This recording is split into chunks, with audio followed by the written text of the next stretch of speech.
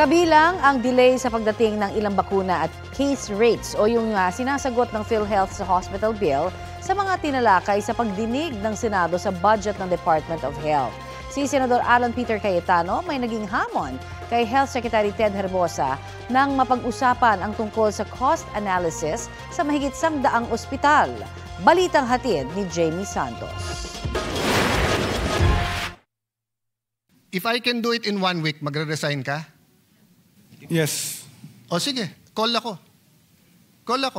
Nauwi sa hamunan ang pag-usisa ng Senado sa paano kinukwenta ang sagutin ng PhilHealth sa mga ospital. Kabilang ang kaibahan ng sa pribado at sa ilang pampublikong ospital na may zero billing. Kung sa DOH hospital, pag sinabi nyo 50,000 for this procedure, kung sa DOH hospital it's only 35,000, zero billing ka o no billing.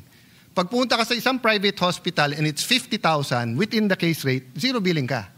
But kung ikaw mismo pupunta ka sa mas mahal na hospital and it's 70,000, bayad ka ng 20,000. Ayon kay Senate Minority Leader Alan Peter Cayetano, luma at hindi makatarungan ng PhilHealth case rates na 7 taon nang di na-update. Pag-amin ng DOH, 2017 pa huling narepaso ang case rates o yung sasagutin ng PhilHealth sa hospital bill, kaya di nakasabay sa inflation. Habang di pa napag-aaralan ulit, otomatiko munang dinadagdagan ng 30% ang lahat ng case rates. Hiwalay pa sa 50% na dagdag sa ilang piling serbisyo.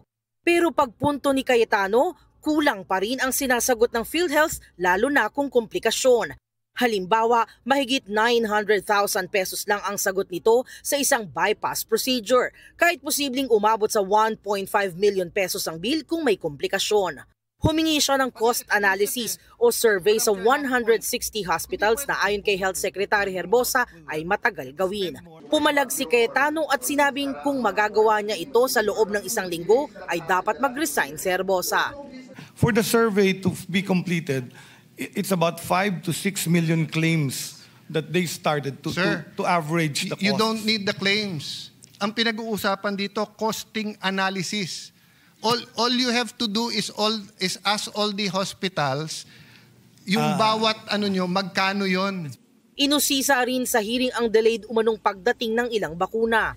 Can you guarantee us in 2026 there'll be no delays? Because if not, let's get a secretary who can. The secretary admits that they've had a major procurement problem. In fact, he has fired their procurement officer. As to whether they can handle it better next year, I don't know yet if there's an answer. Jamie Santos, nagbabalita para sa GMA Integrated News.